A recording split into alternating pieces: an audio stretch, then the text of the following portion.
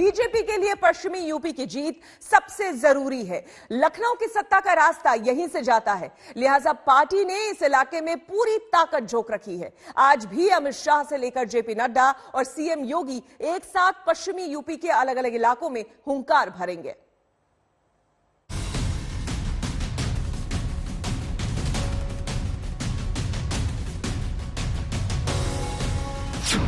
ये जाटलैंड में जमीन बचाने की जंग है। पश्चिमी यूपी की सियासत में उबाल है। जाटलैंड के समर में उतरे बीजेपी के दिग्गज आज पश्चिमी यूपी में भगवा का हल्ला बोल। जी हां, इस बार भी लखनऊ की कुर्सी का रास्ता पश्चिमी यूपी से ही होकर जाएगा और 2014 से लगातार जाटलैंड में अपनी सियासी जमीन को पुख्ता करती आ रही बीजेपी की सारी उम्मीद इसी पश्चिमी उत्तर प्रदेश पर आकर टिक गई है।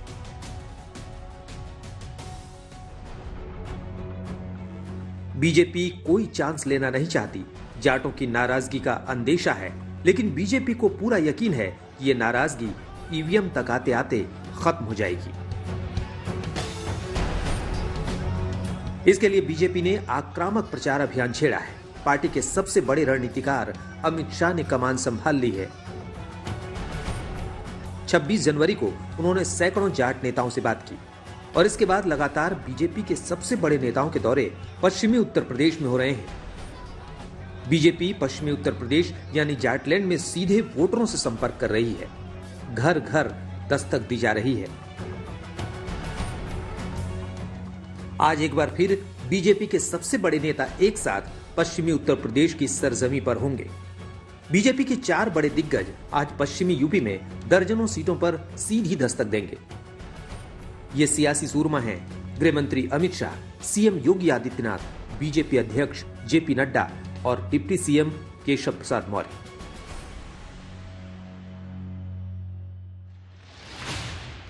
ये तो बड़े नेता हैं और भी बीजेपी के कई मंत्री और नेता पश्चिमी उत्तर प्रदेश में होंगे। बीजेपी के बड़े नेता एक साथ 3-3 जिलों में प्रचार करेंगे। एक नजर डालिए। अमित शाह देवबंद और मुजफ्फरनगर में प्रचार करेंगे। मुजफ्फरनगर में शाह प्रभावी मतदाताओं से संवाद करेंगे। मुजफ्फरनगर सदर में घर घर जाकर संपर्क करेंगे। देवबंद में भी शाह घर घर दस्तक देकर वोट की अपील करेंगे। सहारनपुर देहात में शाह प्रभावी मतदाताओं से संवाद करेंगे। इसी तरह जेपी नड्डा भी आज कम से कम 3 जिलों में तूफानी प्रचार करेंगे। सबसे पहले नड्डा बरेली की भोजीपुरी सीट पर घर घर संपर्क करेंगे। इटावा में कार्यकर्ताओं को जीत का मंत्र देंगे। इटावा में ही बीजेपी अध्यक्ष घर घर संपर्क करेंगे और औरैया में प्रभावी वोटरों से बात करेंगे। इन 2 दिग्गजों के साथ खुद यूपी के सीएम योगी भी आज मुरादनगर और बागपत में संपर्क करेंगे। योगी भी घर घर जाकर वोट की अपील करेंगे। उनके अलावा डिप्टी सीएम केशव प्रसाद मौर्य आज बिजनौर में होंगे। 2017 में पश्चिमी यूपी की 136 में से 109 सीटें बीजेपी ने जीती थी। इस प्रदर्शन को दोहराना जरूरी है। एक तरफ समाजवादी पार्टी जाट मुस्लिम समीकरण बिठा रही है, तो बीजेपी 80 बनाम 20 के मंत्र के साथ साथ सियासी हल्ला बोल कर रही है। आज तक ब्यूरो। आपको बता दें कि केंद्रीय गृह मंत्री अमित शाह, केंद्रीय रक्षा मंत्री राजनाथ सिंह, बीजेपी अध्यक्ष जेपी नड्डा, खुद सीएम योगी आदित्यनाथ, जी हां, बीजेपी के ये स्टार प्रचारक यूपी के महायुद्ध में उतरे हुए हैं। जंग सीधी है, टारगेट सीधा है, सिर्फ और सिर्फ अखिलेश यादव, क्योंकि इस दफा यूपी चुनाव पूरी तरह से बीजेपी बनाम अखिलेश यादव का ही नजर आ रहा है।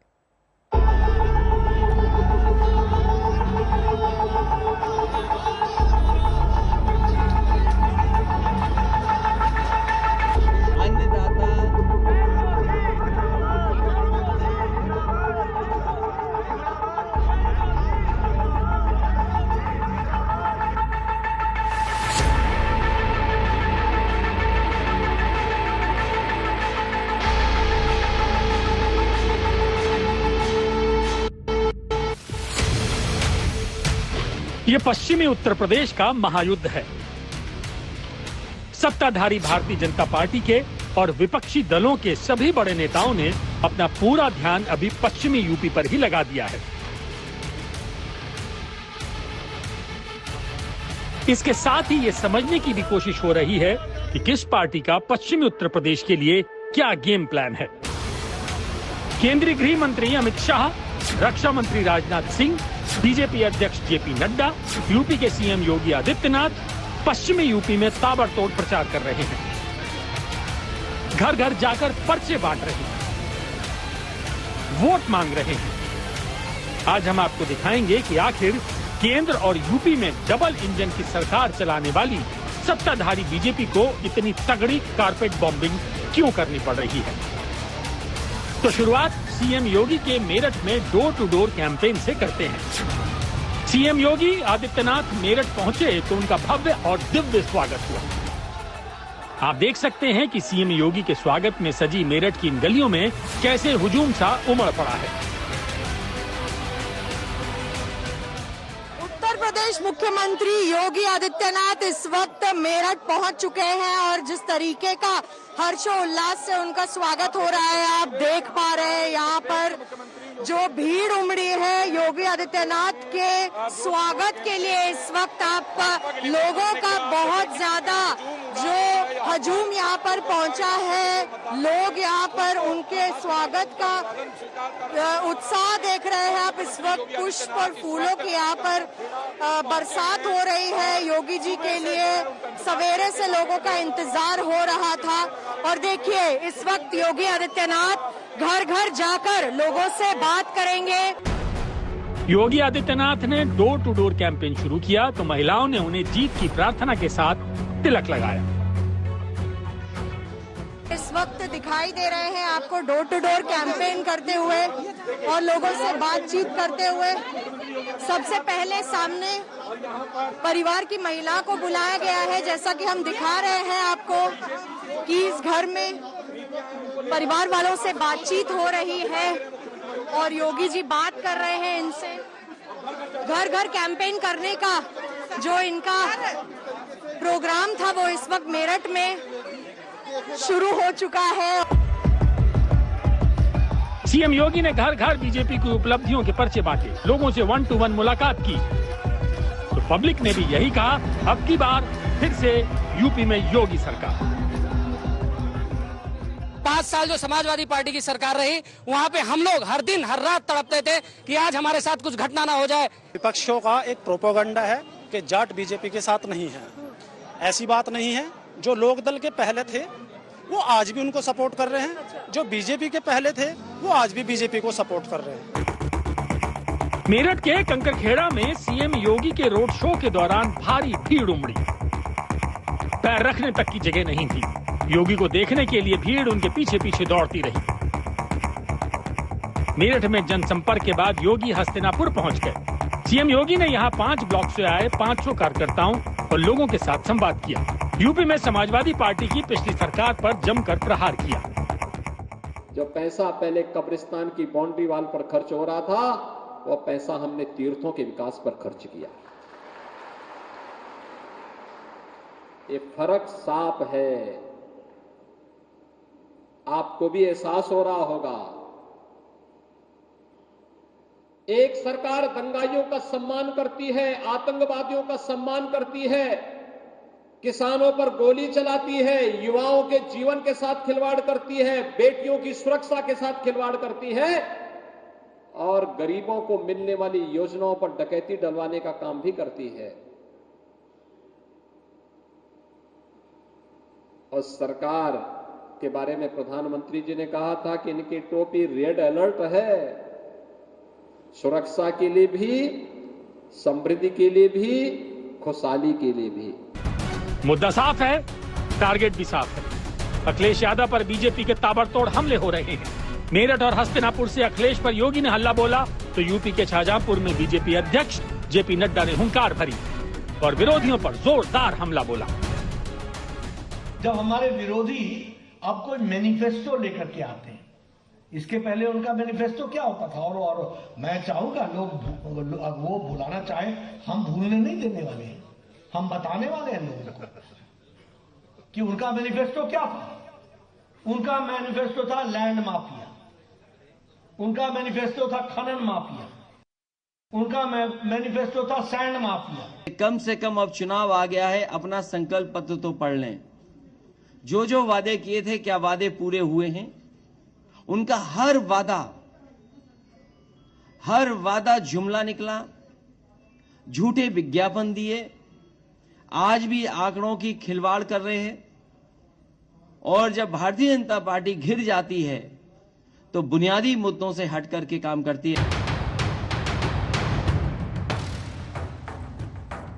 शाहजहांपुर में जेपी नड्डा के साथ कांग्रेस से बीजेपी में शामिल हुए जितिन प्रसाद भी लोगों से बीजेपी के लिए वोट मांगने आए। हम आपको बता दें कि शाहजहांपुर जिला रुहेलखंड के दक्षिणी पूर्व कोने पर स्थित है।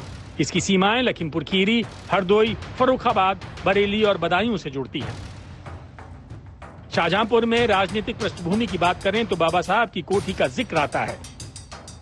जितेंद्र प्रसाद, जिनको लोग बाबा साहब भी कहते हैं, जितेंद्र प्रसाद कांग्रेस से कद्दावर नेताओं में आते थे, लेकिन अब उनके बेटे जितिन प्रसाद कांग्रेस से पुराना नाता तोड़कर बीजेपी में शामिल हुए हैं।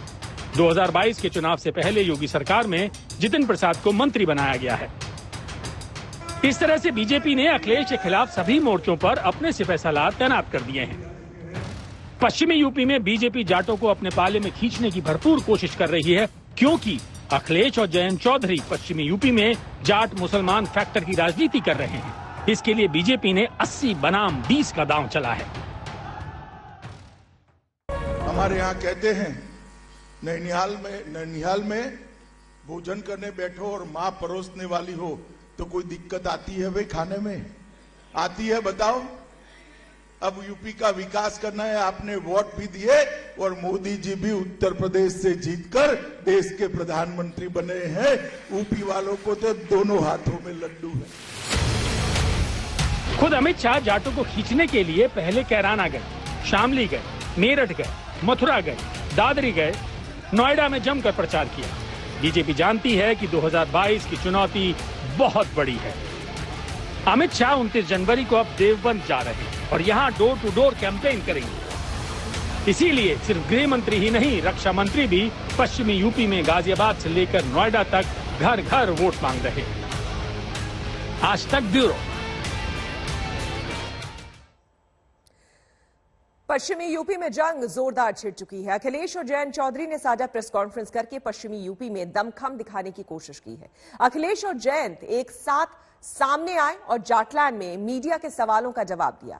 जयंत चौधरी को बीजेपी से मिले न्योते के बीच दोनों का साथ आना बड़ा संदेश दे गया। मुजफ्फरनगर में अखिलेश यादव ने किसानों से ढेरों वादे किए और बीजेपी के सारे आरोपों का जवाब भी दिया। मैं जेब में एक पोटली लेके चलता हूं, लाल टोपी और लाल पोटली। ये अन्नदाता के पक्ष में हराने के लिए, उन्हें भगाने के लिए अन्न संकल्प लेकर के चलता हूं।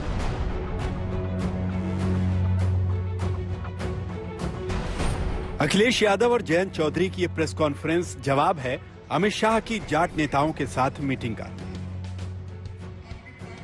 अखिलेश यादव और जयंत चौधरी की ये प्रेस कॉन्फ्रेंस जवाब है अमित शाह का जाट नेताओं से ये कहना कि जयंत चौधरी ने गलत घर चुन लिया है। अखिलेश यादव और जयंत चौधरी की ये साझा प्रेस कॉन्फ्रेंस पश्चिम के उन जाट और किसान वोटरों के लिए है जिनको बीजेपी और अमित शाह अपने पाले में खींचने की कोशिश कर रहे हैं। अखिलेश यादव और जयंत चौधरी की ये प्रेस कॉन्फ्रेंस जवाब है अमित शाह का जाट नेताओं से ये कहना कि आपने 2014 में बीजेपी की सरकार बनाई, 2017 में बीजेपी की सरकार बनाई, 2019 में भी जिताया, 2022 में भी जिता दो। अखिलेश यादव और जयंत चौधरी कंधे से कंधा मिलाकर पश्चिमी यूपी के उन वोटर्स को समझाने आए हैं जिनसे अमित शाह कह रहे हैं कि वोट गलत जगह डालने की गलती मत करना। उन्होंने बात तो मीठी करी है, लेकिन उसके पीछे जो उनका एक डिजाइन है, जो इंटेंट है, उसमें एक राजनीतिक षड्यंत्र मुझे लग रहा है। एक जो बंटवारा है, उस बंटवारा को जिंदा रखना चाहते हैं। वो जो दर्द है, वो जो पीड़ाएं हैं लोगों की, उसे याद दिलाना चाहते हैं। अरे उनका न्योता कौन स्वीकार कर रहा है? और सोचो हालात कैसे हैं। देखिए उनके हालात कैसे हैं। हालात कैसे उनके, सोचो, न्योता देना पड़ रहा है। अब अखिलेश यादव जयंत चौधरी के साथ बैठकर जाटलैंड में गठबंधन की ताकत दिखा रहे हैं और वोट भी मांग रहे हैं।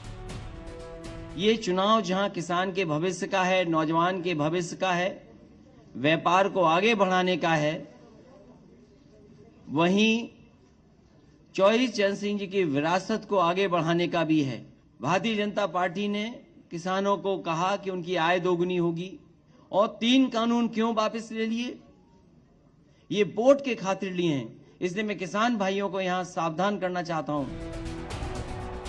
अखिलेश को पता है कि बीजेपी जाटों की मनुहार में लगी है।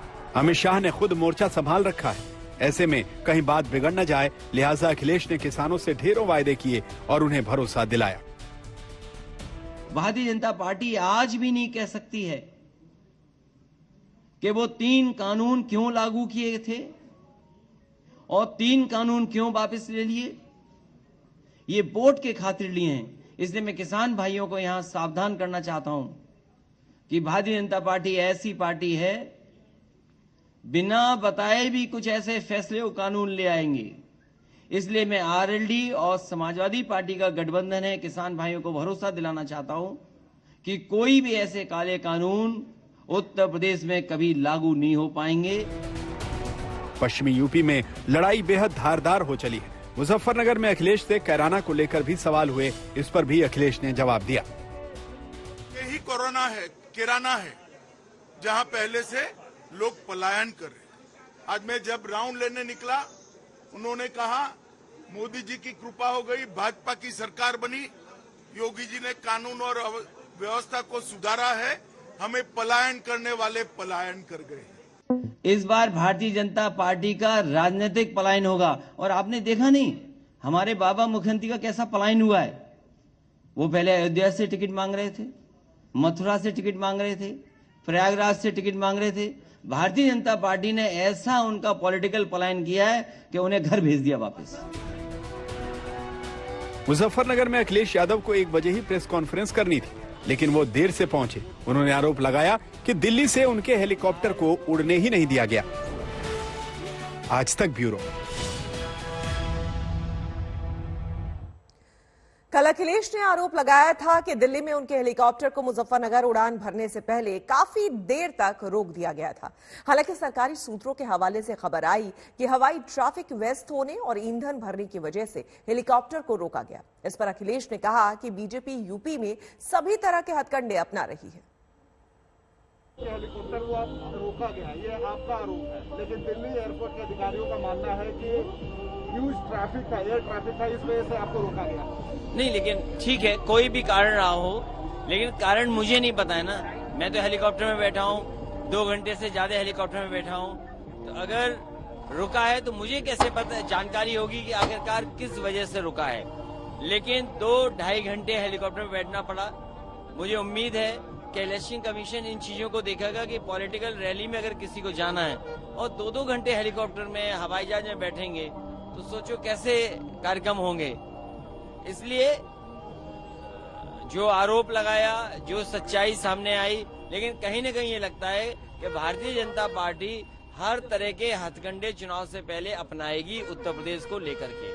आपने आरोप ये भी लगाया कि भाजपा के एक नेता को उसी समय मौका मिला उड़ने का, वो कौन थे? नहीं, मेरी जानकारी में नहीं है, लेकिन जो वहाँ के लोगों ने बताया है कि आपके उड़ने से पहले भारतीय जनता पार्टी के नेता यहाँ से टेक ऑफ किए हैं, उनके लिए एयर ट्रैफिक नहीं है। लेकिन अगर समाजवादी पार्टी या विपक्ष का कोई उड़ना चाहता है तो उसके लिए एयर ट्रैफिक है। कम से कम ये तो बताएं, जो अधिकारी बता रहे एयर ट्रैफिक था, तो मुझे ये बताएं कि भारतीय जनता पार्टी के लोग जब उड़े होंगे तो उन्हें हेलीकॉप्टर में बैठ करके कितने मिनट का इंतजार करना पड़ा होगा, और हमें उड़ने के लिए 2 घंटे से ज्यादा उड़ने का टाइम लगा। तो आखिर इसका कारण क्या है? लेकिन मुझे उम्मीद है कितने भी हथकंडे अपना लिए भारतीय जनता पार्टी, लेकिन उत्तर प्रदेश की जनता इन्हें हटाएगी। इस बार उत्तर प्रदेश से सफाया करने का काम करेगी। आप ये बोल रहे हैं कि बार बार की आपकी सरकार आ रही है, लेकिन उनका ये आरोप है कि गुंडा राज आपके सरकार में रहा है। ये अमित शाह जैसे शख्स की ये बयान। देखिए, कोई जिस सरकार के मुख्यमंत्री पर आरोप हो, बड़ी बड़ी गंभीर धाराएं लगी हों, उन्होंने अपने केस वापस लिए हों, डिप्टी सीएम ने अपने केस वापस लिए हों, और 82 विधायक वो हैं जिनको केस रजिस्टर हैं, जिन पर चुनाव लड़ने जा रहे हैं। सबसे ज्यादा आपराधिक मुकदमे वाले, रोक लेना, आपराधिक मुकदमे वाले विधायक अगर किसी पार्टी में थे तो भारतीय जनता पार्टी के। और अब बात जयंत चौधरी के। जी हां, जयंत चौधरी पिछले 20 सालों से राजनीति में है। 2009 में वो पहली बार सांसद बने। बावजूद इसके उनकी चर्चा आज से पहले कभी इतनी नहीं हुई। अखिलेश यादव ने जयंत के साथ मुजफ्फरनगर में प्रेस कॉन्फ्रेंस करके अपनी ताकत दिखाई। अमेरिका के टेक्सास में जन्मे जयंत चौधरी की बदौलत अखिलेश को पूरे पश्चिमी उत्तर प्रदेश में अपनी साइकिल दौड़ती दिख रही है। आखिर क्या है जयंत चौधरी की कहानी, जिनकी चुनाव से पहले ही बीजेपी से सपा तक इतनी डिमांड है?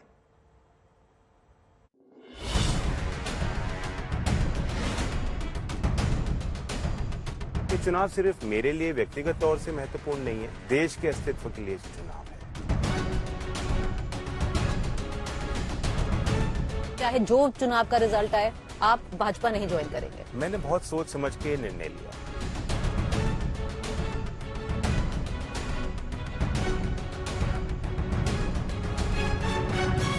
मेरे लिए कोई डू और डाई चुनाव। आप लगे रहेंगे?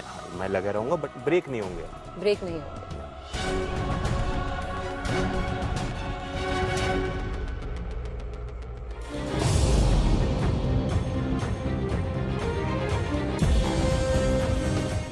20 साल से ज्यादा वक्त से जयंत चौधरी राजनीति में है, लेकिन आरएलडी समर्थकों को लगता है कि अब कहीं जाकर उनके नेता का टाइम आ गया है और चौधरी चरण सिंह के पोते के नेतृत्व में आरएलडी सियासी आसमान जरूर छुएगी। अजीत सिंह के निधन के बाद इसी साल जयंत चौधरी को आरएलडी का अध्यक्ष बनाया गया। जयंत चौधरी का जन्म 27 दिसंबर 1978 को अमेरिका के टेक्सास में हुआ। वो 15वीं लोकसभा में 2009 से 2014 के बीच मथुरा से सांसद बने। 2012 में मार्च से विधायक भी चुने गए, लेकिन 2014 में मोदी लहर में वो हेमा मालिनी से चुनाव हार गए। इसके बाद आरएलडी सियासी तौर पर पिछड़ गए। उसके पारंपरिक जाट वोट पर बीजेपी ने कब्जा जमा लिया और पार्टी के राजनीतिक भविष्य पर सवाल उठने लगे, लेकिन जयंत चौधरी ने हार नहीं मानी। पॉलिटिक्स में आपने देखा ही है कि चीजें चेंज होती रहती है। कोई चीज हमेशा के लिए नहीं है। 5 साल का मौका जनता देती है। कोई पट्टा नहीं आपको पहना दिया कि आप ही आप रहोगे। तो आज ये जो अहंकार आज आप देखते हैं कि सत्ताधारियों में एक अजीब सा अहंकार आ गया है। उन्हें लगता है कि हम ही हम रहेंगे। बीजेपी के पक्के उन्होंने कार्यालय बना दिए, सारे संसाधन जुटाकर वहीं लगे हुए हैं। गलत फैसला भी लेकर सरकार मानने को तैयार नहीं है कि हमने गलती की है। जयंत चौधरी राजनीति में मौके की तलाश में थे। किसान आंदोलन ने उन्हें दोबारा पैर जमाने का मौका दिया, जिसे जयंत चौधरी ने खाली नहीं जाने दिया। की साजिश कर रहे हैं, ये नहीं होगा। गाजीपुर पर राकेश टिकैत के आंसुओं ने सिर्फ किसान आंदोलन को ही नहीं बचाया, पश्चिमी उत्तर प्रदेश में जाट मुसलमानों को करीब लाने में अहम भूमिका निभाई।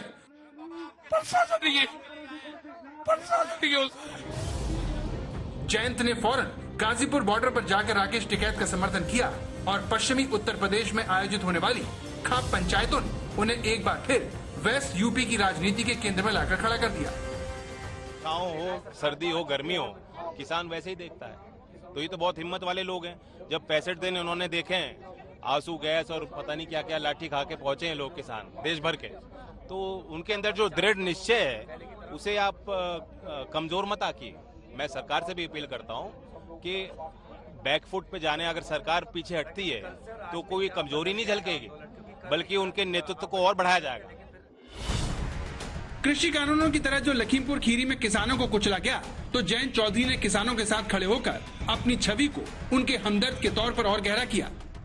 अपने पिता को गुरु मानने वाले जयंत चौधरी ने लंदन स्कूल ऑफ इकोनॉमिक्स से पढ़ाई करने के बाद राजनीति में एंट्री ली। किसानों से जुड़े मुद्दे उठाकर धीरे धीरे उन्होंने जाट बहुल पश्चिमी उत्तर प्रदेश में अपनी अलग पहचान बनाई। आज जयंत चौधरी की गिनती उत्तर प्रदेश की राजनीति में उभरते हुए नेताओं के तौर पर होती है, जिनकी राजनीति पर अच्छी पकड़ है।